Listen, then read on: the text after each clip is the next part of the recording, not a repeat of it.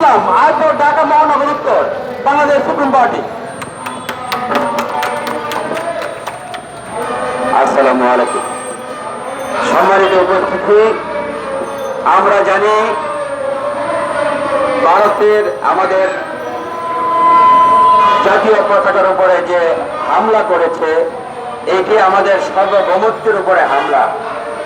অতএব ভারতকে জানিয়ে দিতে উচিত এবং জানিয়ে দিতে চাই, এই বাংলাদেশের বিএসপি সুপ্রিম পার্টি যতদিন রয়েছে আমরা বাংলাদেশের 1 ইঞ্চির উপরে কাউকে আঘাত করতে দিব না। আমাদের রয়েছে ইমানি বল।